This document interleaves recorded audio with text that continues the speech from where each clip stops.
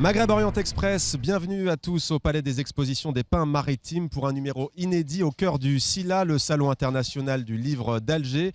4 invités avec nous dans MOE sur TV5 Monde. Hajar Bali, merci d'être avec nous. Vous êtes dramaturge, vous êtes écrivaine, vous êtes l'auteur de Trop tard, livre qui paraît aux éditions Barzac. Avec nous également Safia Wareski et Mahmoud Benamer.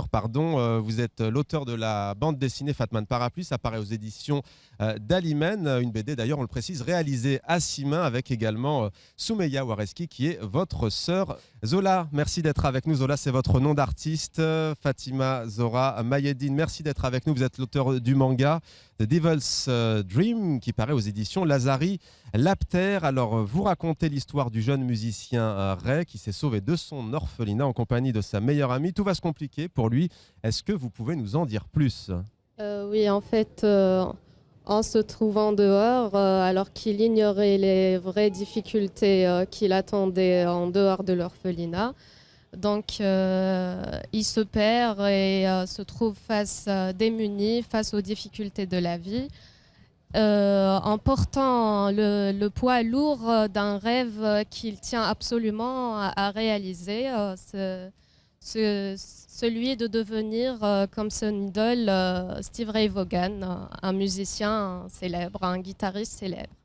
Et du coup, comme par hasard, en tombant dans El Harash, il rencontre le démon Ouarech, qui lui donne des pouvoirs surnaturels et qui l'aide à réaliser son rêve. Mais en effet, il ne connaissait pas les vraies intentions du démon qui voulait s'emparer de son esprit. Et c'est comme ça que commence une aventure qui l'oblige à affronter le démon. Quand est-ce que vous est venue cette passion pour les mangas, mais plus largement pour la bande dessinée ? C'est depuis toute petite, à l'âge de 13 ans. Je m'intéressais à tout, à l'aquarelle, au dessin de paysages, de portraits, mais surtout le manga, parce que ça a toujours été une passion. Alors, vous dites, Zola, que les mangas ont cette force fantastique, je vous cite, de parler aux jeunes. Oui. Expliquez-nous. Le manga, ça attire les jeunes. Il y a des jeunes qui n'aiment pas du tout lire, c'est-à-dire qui ne pensent jamais à lire. Ils veulent juste regarder des films, regarder des animes. Mais le manga, avec son style, avec le graphisme et tout ça, ça attire les jeunes. Et ça les pousse à lire, à découvrir le livre. Le contact avec le livre est très important. Mahmoud Benamer, vous vous intéressez aussi notamment au manga, à la bande dessinée également. Vous êtes dessinateur, vous vous intéressez à tous les arts graphiques. Est-ce que vous pensez que ce sont des genres littéraires qui commencent à monter ici en Algérie ? Bonjour. Oui, c'est évident que la bande dessinée trouve peu à peu ses lecteurs. Ils sont jeunes, mais pas seulement. Je pense que c'est en train de prendre de l'ampleur. Ouais. Grâce notamment au SILA et au FIBDA aussi. Voilà. Safia Wareski, est-ce que vous pouvez nous raconter à votre tour l'histoire de votre bande dessinée ? Donc on rappelle le titre, c'est Fatman Parapluie. C'est une femme, je crois, assez mystérieuse.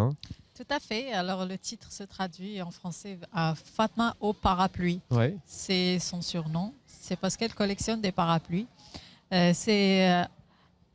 Disons pas la folle du quartier, mais la femme excentrique du quartier, qui est en fait vraiment troublée par la psychose, mais beaucoup plus c'est une femme qui se sert de la folie pour pouvoir s'exprimer et dire tout ce qui ne doit pas se dire dans ce quartier. Sachant que c'est un quartier où il y a plein de tabous, et donc les gens ont du mal à s'exprimer, et c'est la seule qui crie la vérité tout haut. Qu'est-ce que vous voulez montrer au-delà effectivement du dessin, on l'a dit, signé de Mahmoud Benamer. Qu'est-ce que cette histoire, selon vous, nous révèle au fond ? Est-ce que c'est la nature d'une société, des personnes ? Il y a la médisance, il y a, vous le disiez, les ragots. Tout à fait. Ce que je voulais faire tout d'abord, et ce que Soumeya a voulu faire, parce que je précise, c'était son idée au début. Ce sont des anecdotes que ma mère nous racontait. Et ils sont venus de ma grand-mère. Ou bien elle les voyait elle-même. C'est ce qui est arrivé dans sa propre vie, ce qu'elle a vécu et ce qu'elle a vu. Ensuite, on a demandé à ma grand-mère de raconter sa version des choses, et ainsi de suite, jusqu'à ce qu'on ait pu récolté plusieurs histoires et on les a fictionnalisées, si vous voulez. On en a fait une histoire fictive, mais qui a un fond réel. Ouais. Et elle parle au public algérois et le public algérien en général. Hajar Bali, vous, dans Trop tard, vous racontez 8 histoires, 8 récits, 8 nouvelles. Il y a notamment d'entrée cette femme qui raconte ses désillusions à un cafard dans un appartement d'un quartier populaire d'Alger. Il y a aussi cet homme qui est un poète plagiaire, mais qui va se retrouver accusé certes de plagiat, mais surtout qui va devoir répondre du meurtre de sa femme. D'où vous sont venues ces idées? Comment vous êtes-vous inspiré pour les écrire? Est-ce que c'est de la pure fiction? Est-ce qu'il y a une part aussi de réel dans ce que vous écrivez? Il y a un peu des deux, bien sûr de la fiction, mais je puise effectivement. Les personnages sont un peu des copies de personnes ou de gens que j'ai pu rencontrer ou de mon environnement familial ou des amis. Mais il y a aussi des personnages que j'ai voulu créer parce que j'ai voulu construire moi-même, quoi. Ouais. Alors j'aimerais citer un extrait de votre livre. L'un de vos personnages dit ceci, je prends ma note. Il s'interroge à voix haute en fait. Il dit, il se dit avec ce rire insupportable qui veut jaillir, grossier, il se dit comme ça qu'il faut toujours se convaincre que l'on est heureux. Ma femme s'occupe de moi et de la maison. Nous faisions le marché ensemble. Le reste du temps, j'observe le monde comme un parasite, quoi. Un vrai, brave parasite finalement. Des mots, on a envie de dire, des paroles qui frisent à la fois le délire verbal, mais aussi des propos qui sont d'une incroyable lucidité. Pourquoi avoir joué comme ça tout au fil de ces récits sur cette dichotomie? C'est une obsession chez moi, justement, ce désir de faire que mes personnages aillent le plus profondément en eux-mêmes. Et donc, quand vous me dites lucidité, j'en suis bien contente parce que c'est absolument vers ça que je veux aller. Et donc, quand on est quand on pousse très très loin notre lucidité ou notre propre auto-analyse, je veux dire l'honnêteté de se dire ce qu'on est réellement, on en arrive à des invraisemblances, quoi, du genre voilà, je suis un brave parasite, mais pour parler manga. Aussi, oui, la folie, quoi. Et voilà, c'est ça que je voulais creuser au plus profond. Ouais. Alors je vous propose maintenant de partir à la découverte d'un lieu que vous connaissez sans doute, qui se trouve au cœur d'Alger, à Alger Centre très précisément. Je suis allé à la rencontre de Samir Toumi qui a fondé un site particulier, ça s'appelle La Baignoire. Regardez, on se retrouve juste après. En quoi c'est un endroit qui t'inspire? Écoute, là tu es au Square Port Saïd. Moi c'est un endroit que j'appelle la cour des miracles parce que tu peux passer la journée à regarder ce qui se passe en bas et puis surtout tu es vraiment dans le cœur de la ville. Tu vois, il y a le port derrière toi, tu as le TNA, tu as la Casbah sur la gauche, tu as la ville européenne. Vraiment c'est le carrefour, c'est le lieu de passage et c'est un des points de pulsation de la capitale. Et c'est un endroit que j'adore et je suis ravi d'y vivre et d'y travailler.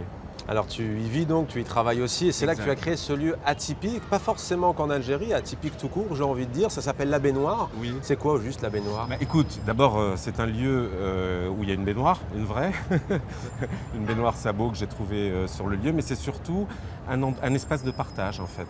C'est un truc tout simple, c'est un immense appartement où on accueille des artistes, on fait des expos, on accueille des ateliers, mais tout ça, le principe c'est la gratuité et on cohabite. Voilà, c'est-à-dire que nous on continue à travailler, à vivre normalement, à recevoir nos clients pendant que les artistes travaillent à côté, pendant que le public vient visiter les expos. Et l'idée c'est de vivre harmonieusement, mais dans un principe de gratuité totale. Autre lieu emblématique, si l'on peut dire, d'Alger, c'est le pont des Suicidés. Un étudiant à l'école d'Alger des Beaux-Arts s'y est intéressé. Oui.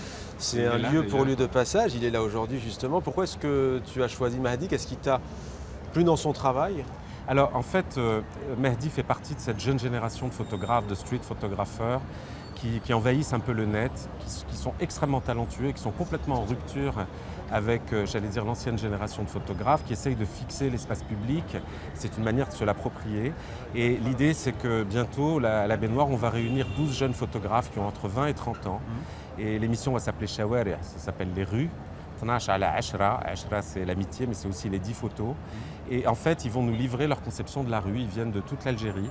Et Mahdi est l'un d'eux. Je pense que ça va être bien. Classe, adjugé. Donc tu prends ce mur.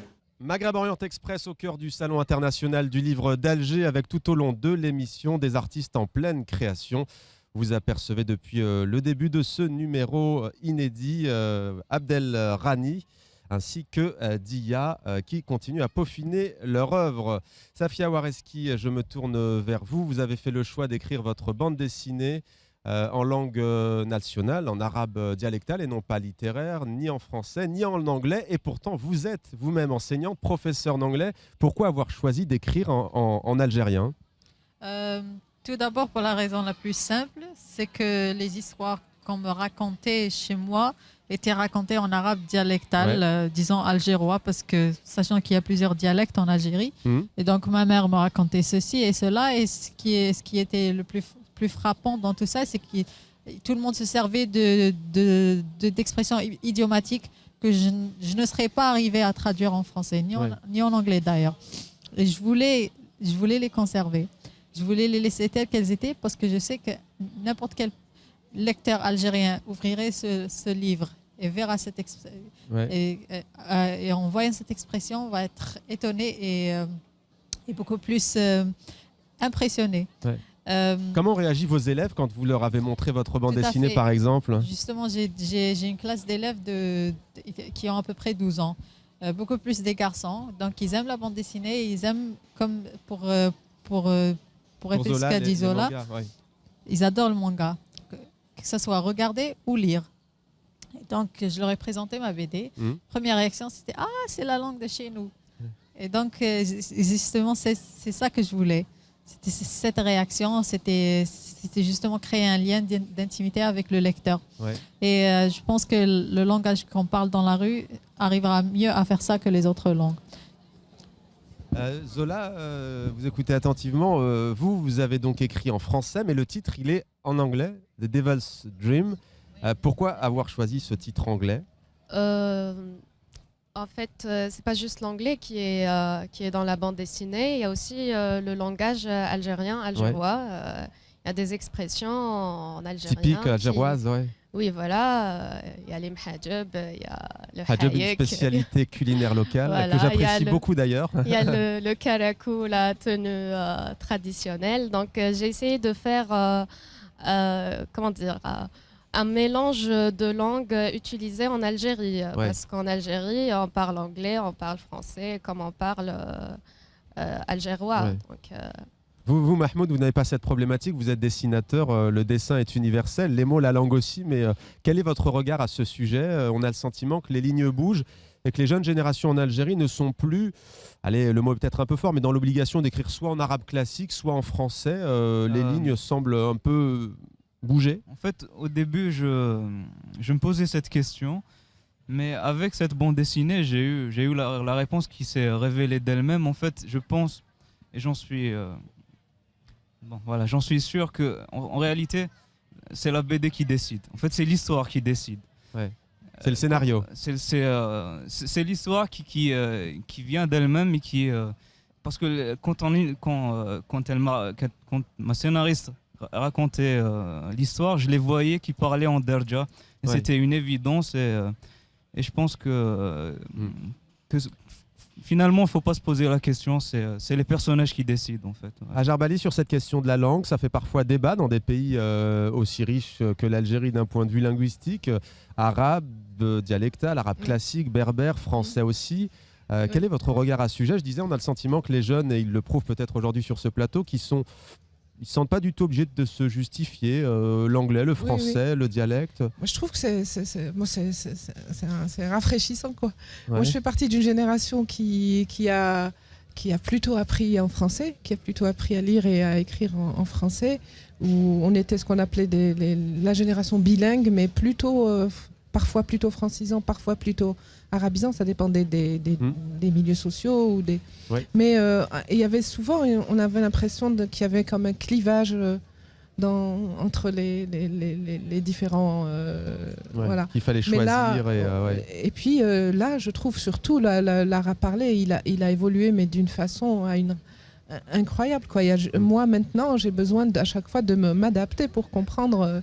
Et effectivement, les gens sont beaucoup plus à l'aise. Il y a l'utilisation souvent même de ce qu'on appelait, nous, la vulgarité ou les grossièretés.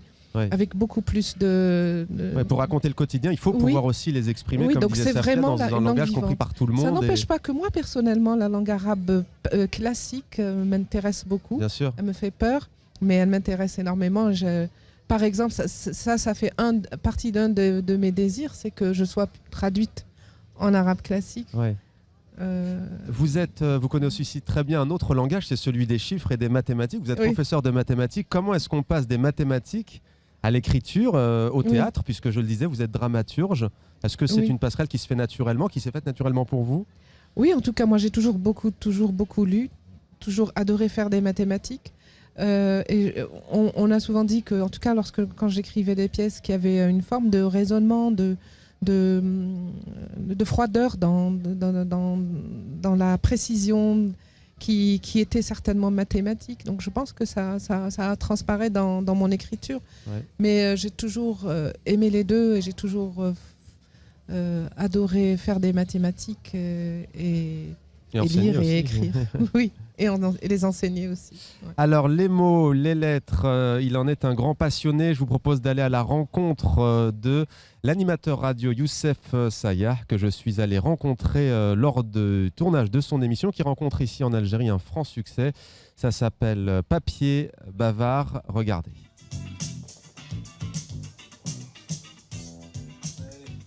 Chers amis, bonsoir. Bienvenue sur le plateau de Papier Bavard, votre magazine littéraire hebdomadaire sur votre chaîne préférée, Alger Chaîne 3. Ce soir, autour de la 19e édition du Salon international du livre d'Alger. Les habitués que je connais, bien évidemment, le savent qu'il n'y aura jamais de briefing. On rentre directement en studio, que ce soit télévision ou radio. Tu connais le livre sur le bout des doigts en général? Oui, j'ai une très bonne mémoire et je lis pas du tout en diagonale, mais réellement. Et ce que j'aime bien, c'est que de temps en temps, j'évoque par exemple un personnage mineur dans un roman d'un auteur, il me dit, je vois pas du tout qui c'est, évidemment, parce que lui, il l'a écrit il y a peut-être 2 ans et qu'il a mis 2 ans pour le faire rééditer, donc il ne se souvient plus du tout de ce petit personnage mineur, parce que ce n'est pas des questions-réponses. En réalité, pour moi, c'est autour d'un café, discuter de son œuvre, de son ouvrage, de son roman, de son essai, que ce soit du théâtre, que ce soit de la poésie. C'est ça qui m'intéresse, c'est de savoir la quintessence. Ce n'est pas uniquement l'histoire. Je déteste évidemment narrer l'histoire d'un roman à la radio, à la télévision. Ça n'a strictement, pour moi, aucun intérêt. L'histoire, comme disait Céline, l'histoire, on en trouve tous les jours dans les journaux. L'émission commence très bien, ça va être parfait. Quelqu'un que je n'ai jamais invité, quelqu'un qui, dès le départ, me dit qu'il y a une mauvaise prononciation de mon nom. Vous allez en librairie à travers tout le territoire national algérien, vous verrez que dans les librairies, c'est surtout les femmes qui viennent acheter des livres, qui viennent avec leurs enfants et achètent des livres pour leurs enfants. Pourquoi? C'est aussi culturel, je dirais que c'est presque et religieux et culturel. Le savoir dans l'islam est quelque chose de sacré. C'est, faut pas oublier que quand même, une des premières phrases du Coran, c'est « lis ». Donc la lecture, même si la personne ne lit pas, mais elle a comme ça une sorte d'admiration pour tout ce qui est savoir. Tu as lu Meursault contre enquête de Kamel Daoud? Oui, bien sûr. Bien sûr, c'est un grand ami, Kamel Daoud, un très bon ami, mais il faut lire les anciens. Ils sont, je trouve, encore beaucoup plus beaux que Meursault contre enquête. Qu'est-ce que ça pourrait changer, un prix Goncourt pour un auteur algérien de langue française? Ah, si, ça pourrait énormément changer. D'abord pour lui, j'espère, parce qu'il aura une notoriété internationale. Et puis pour lui, en Algérie, je pense qu'effectivement, ce sera un grand succès d'estime pour un auteur algérien. Il y a peu d'auteurs algériens qui ont eu la possibilité d'avoir des grands prix littéraires. Le prix Goncourt, évidemment, c'est le top du top en France. MOE inédit au cœur du Salon international du livre d'Alger, le SILA 2014, c'est jusqu'au samedi 8 novembre. Zola, je me tourne vers vous. Zola, c'est votre nom d'artiste, on le rappelle. Fatima Zora Mayedine, vous venez de terminer vos études de pharmacie. Alors, on a envie de savoir, est-ce que vous allez poursuivre dans la voie du manga ou est-ce que vous allez vous lancer dans une carrière, et c'est ce qu'on vous souhaite, en pharmacie, votre domaine de prédilection, ou pourquoi pas les deux? En fait, le dessin et la pharmacie, c'est deux activités différentes dans ma vie que j'adore l'une autant que l'autre. Bon, le dessin qui a toujours été une passion depuis toute petite, pourquoi pas en faire une carrière parce que ça motive, parce qu'on ne peut pas faire une chose qu'on n'aime pas. Et d'ailleurs, le dessin, c'était quand je dessine, je me sentais dans un autre monde. Ça me permettait de me calmer, de voyager, de vous évader aussi. Voyager, c'est-à-dire, je me sentais vivre dans l'histoire, avec mes personnages et oublier un peu les études et tout ça. Pareil pour vous, Safia Wareski, vous ressentez ce besoin parfois, vous êtes enseignante. On imagine qu'il y a des bons moments avec les élèves, mais que c'est pas toujours facile non plus. Est-ce que l'écriture, ça vous permet vous aussi de vous évader? Non, justement, je trouve que même l'enseignement, ça nous permet de nous évader. D'ailleurs, j'en parlais hier avec ma sœur. Je lui disais, moi à la maison et moi devant mes élèves, c'est pas la même tête. C'est pas le même univers. C'est pas la même. Et c'est parce qu'on change selon la personne qu'on a en face. Et avec mes élèves, je suis prof Safia.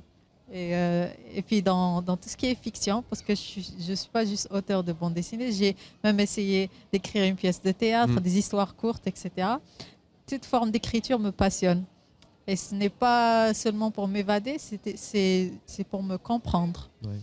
En essayant d'explorer le psychique et le comportement des autres, j'arrive à comprendre le mien. Mahmoud Benhamer, vous avez fait l'école des Beaux-Arts d'Alger. La suite pour vous, quelle est-elle? Est-ce que vous allez poursuivre sur cette voie, explorer encore les arts graphiques? Vous avez un projet? Pour moi, l'idéal, ça serait de continuer à faire de la bande dessinée, même si ça devient compliqué. Maintenant, j'ai terminé les études, je dois devenir un homme. Bon, si Safia et Soumaya vous trouvent des scénarios, vous l'avez dit tout à l'heure, vous n'aurez plus qu'à appliquer et à prendre votre crayon. Hajar Bali, le théâtre peut-être, l'écriture, quels sont vos projets? Oui, moi j'envisage de continuer dans l'écriture. Je vais peut-être arrêter l'enseignement. Ça commence à... Au bout de vous avez donné. Oui, c'est bon, je commence à être fatiguée. Mais l'écriture, oui. Et en quelques mots, peut-être à tous les quatre, le Salon du Livre, comment ça se passe? Comment ça va se passer jusqu'à samedi prochain? Vous allez rencontrer le public, on imagine? Oui, là, au niveau du stand des éditions Barzac, il est prévu pour une signature vendredi prochain. Pour moi, en tout cas. Et puis sinon, voilà. Toujours émouvant d'être là dans ce lieu. Toujours. Il y a beaucoup de monde, on vit en famille. L'ambiance est plutôt bon enfant. C'est génial. Dites-vous, Safia, pour Zola, des signatures peut-être déjà. Est-ce que vous allez essayer de donner envie aux plus jeunes, et pas seulement aux plus jeunes, d'aimer le manga? Je suis là pour les accueillir, pour répondre à toutes leurs questions, pour donner mon avis sur leur travail, parce qu'il y a des jeunes, il y a beaucoup de jeunes, il y a beaucoup d'enfants, disons d'adolescents de 14-15 ans qui viennent et qui montrent leurs dessins en voulant avoir des avis. Et je les encourage, je suis là pour eux. Mahmoud, peut-être quel livre, au-delà des arts graphiques, vous intéresse? On l'a dit déjà sur TV5 Monde, il y a des livres sur la cuisine, sur la religion, il y a des romans. Quel rayon, quel stand, dans tous les cas, vous attire particulièrement? Il y a l'architecture qui m'intéresse. Et tout ce qui est... tout ce qui peut nourrir mon imaginaire. Voilà, Safia Wareski, même question? J'ai commencé tout d'abord par acheter des livres d'anglais pour les élèves que j'enseigne. Ils adorent la lecture et ils voulaient bien lire en anglais. Donc, attention, il ne faut pas oublier le français, ni la francophonie. Oui. Ça, c'est évident, mais je suis prof d'anglais. Donc, j'ai commencé par ça et ensuite, on a fait un tour à la bulle BD. Et Soumia a pu acheter des livres aussi. Il y a des bandes dessinées très intéressantes. Merci beaucoup à tous les quatre d'avoir participé à Maghreb Orient Express. On salue également les artistes Dia et Abdelrani, qui terminent l'œuvre Jart Festival qui débutera le 6 novembre. Ce sera jusqu'au 15 novembre. Ce sera une biennale qui sera ensuite à Rome, à Barcelone également, un peu partout en Méditerranée, avec notamment calligraphity, avec également de la photographie. On parlait d'architecture, d'urbanisme. Vous verrez, c'est assez original et pluridisciplinaire. Des remerciements à vous qui êtes fidèles à Maghreb Orient Express et à toutes les équipes techniques de la télévision publique algérienne qui a permis de réaliser cette émission avec nous en collaboration avec TV5 Monde. Merci à tous, à très vite sur TV5 Monde.